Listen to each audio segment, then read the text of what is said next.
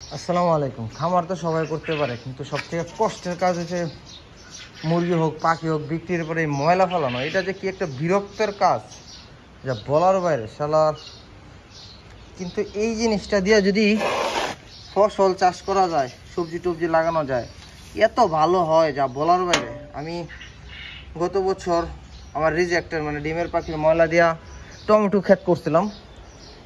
বাম্পারের থেকে যদি ভালো বলা যায় এরকম ফলন হয়েছে, আর গাছ হয়েছে এক একটা 7 ফুট 8 ফুট উঁচা।